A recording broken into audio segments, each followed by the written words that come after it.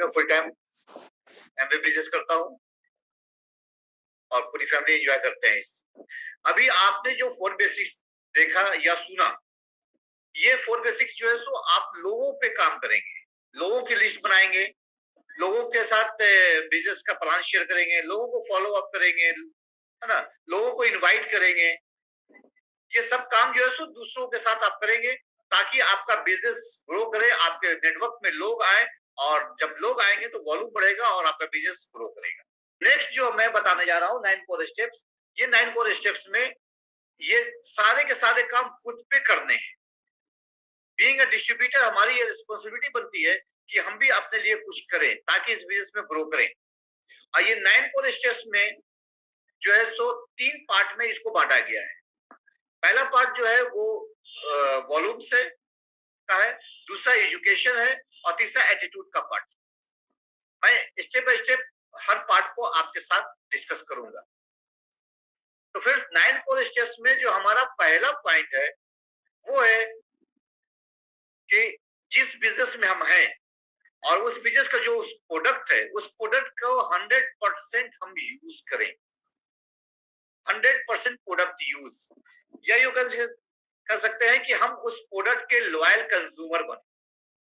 क्योंकि जब तक हम प्रोडक्ट को यूज नहीं करेंगे, प्रोडक्ट्स के फीचर्स बेनिफिट्स हमें समझ में नहीं आएगा, और जब वो बात हमें समझ में नहीं आएगी तो हम लोगों को प्रमोट नहीं कर पाएंगे। सबसे पहले कि जब हम यूज करेंगे तो हमारा वॉल्यूम क्रिएट होगा, और जब हम लोगों को शेयर करेंगे तो उससे भी हमारा वॉल्यूम क्रिएट होगा।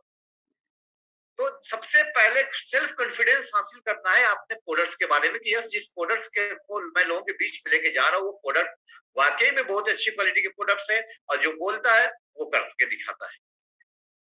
अगर प्रोडक्ट को आप यूज नहीं करेंगे तो समझिए कि आप अपने बिजनेस से खिलवाड़ कर रहे हैं। मैं ये नहीं कहता कि जिस महीने में आप ज्वाइन कर रहे हैं उसी महीने में सारे प्रोडक्ट्स आपके घर में आ जाना चाहिए।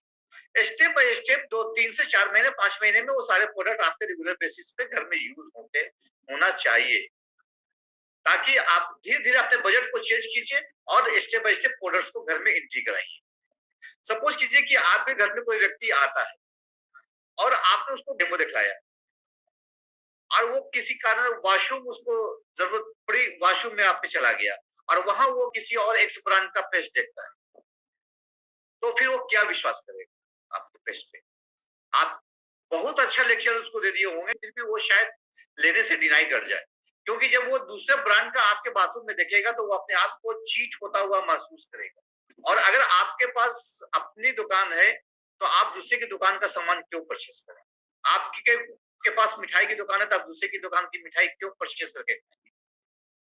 आपको अपनी दुकान की मिठाई खानी है। उससे दो वॉल्यू होगा कि आपका बिजनेस भी होगा, और आप जब यूज करेंगे तो आपका फिट बनेगा, यस मैं अच्छी क्वालिटी की मिठाई बनाता हूँ, लोगों को आप अच्छे से प्रमोट कर पाएंगे तो और भी लोग आपके पास आएंगे।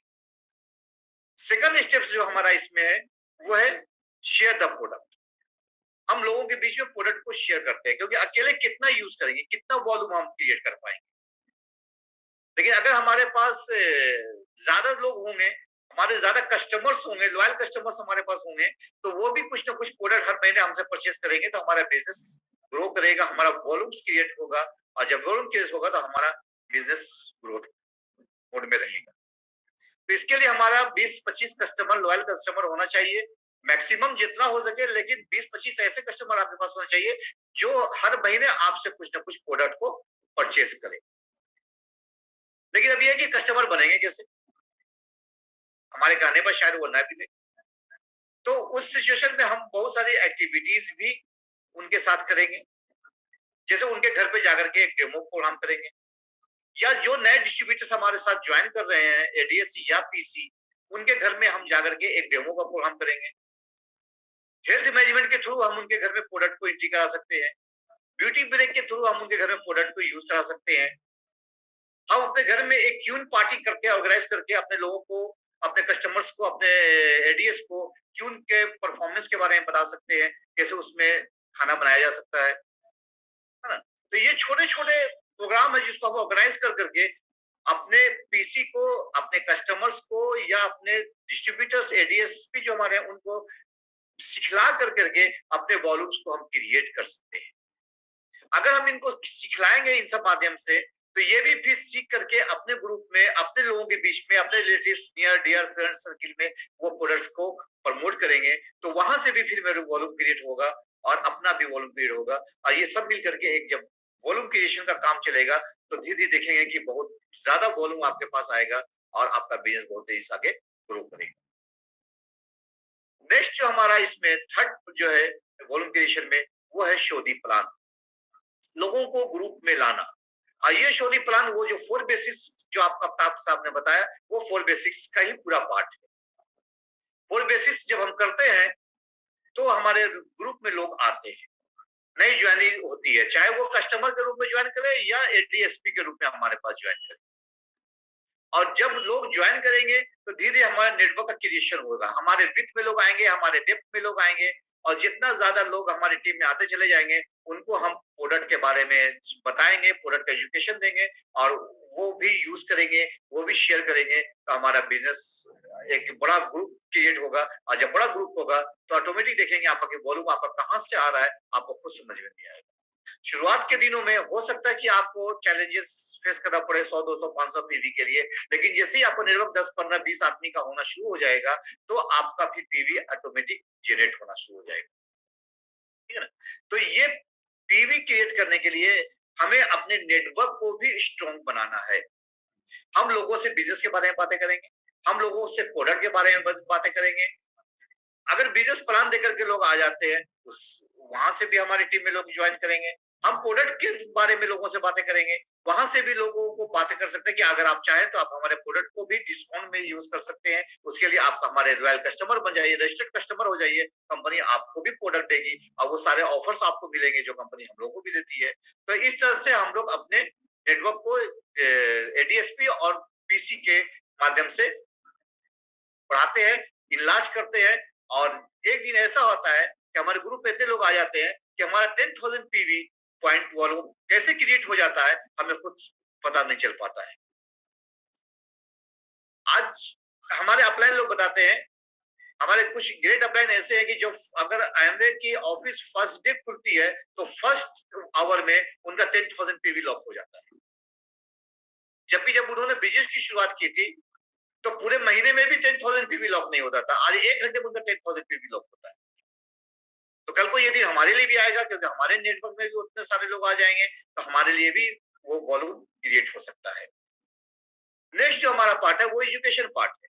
देखिए, जब हम लोगों के बीच में प्रोडक्ट को लेके जाएंगे या बिजनेस को लेके जाएंगे, तो वहां पर हमारे लिए सबसे पहला रोल रहता है कि हमें कुछ ना कुछ एजुकेशन की जरूरत पड़ती है।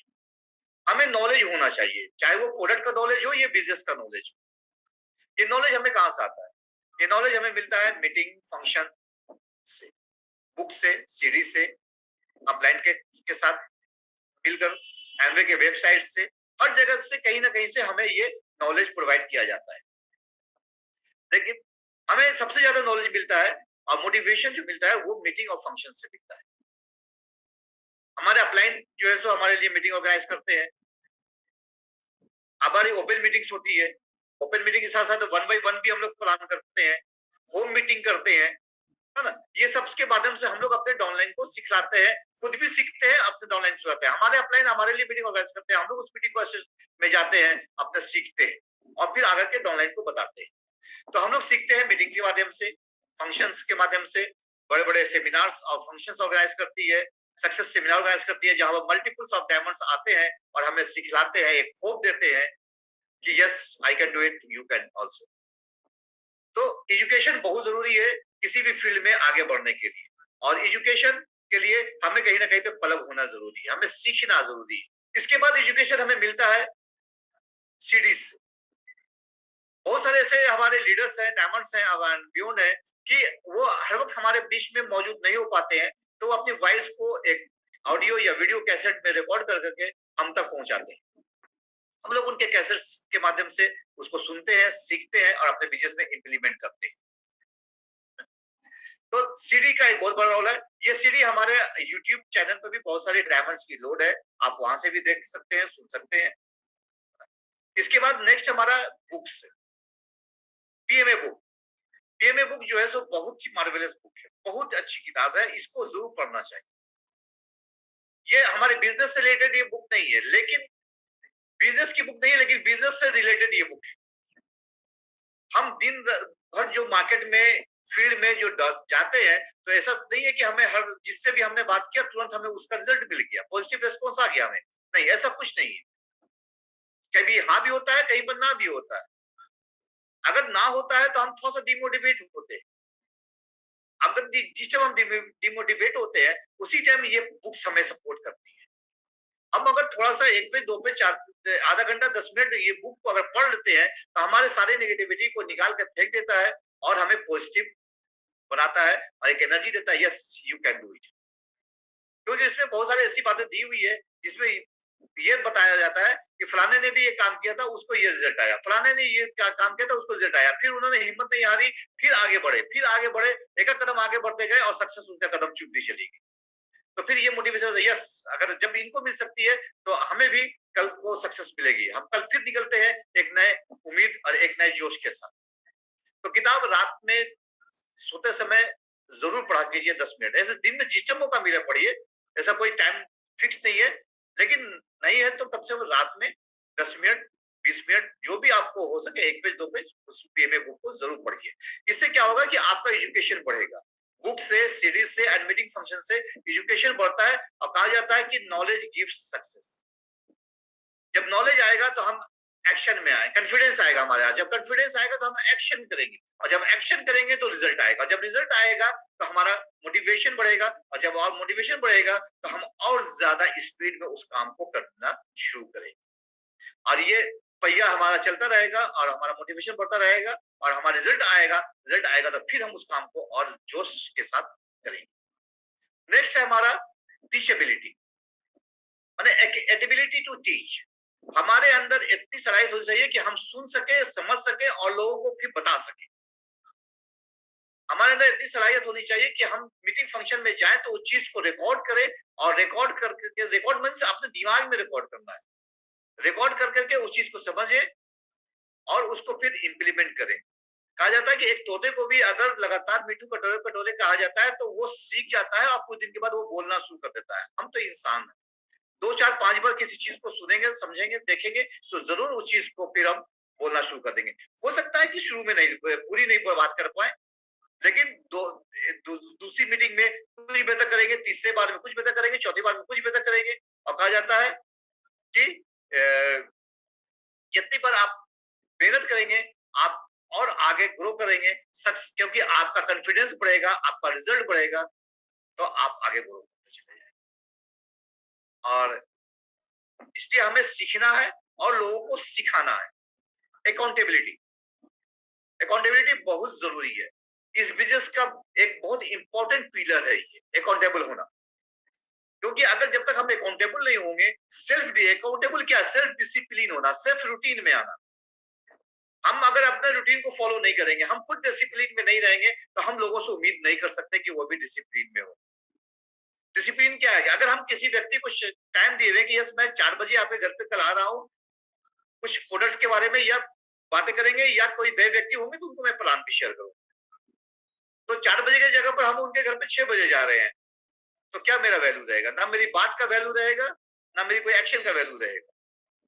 तो हमें ये कोशिश करना है कि अगर 4 बजे का टाइम है तो 4 बजे में 5 मिनट बाकी है या 4 बज के 5 मिनट पर हम उनके दरवाजे पर हाजिर हो जाए, क्योंकि जबान का बहुत वैल्यू है। अगर किसी ने जबान हार गई तो समझिए कि वहां पर बहुत कुछ नुकसान हो सकता है उनका। अकाउंटेबल होना पड़ेगा हमें टाइम के प्रति, अकाउंटेबल होना पड़ेगा हमें पैसे के प्रति।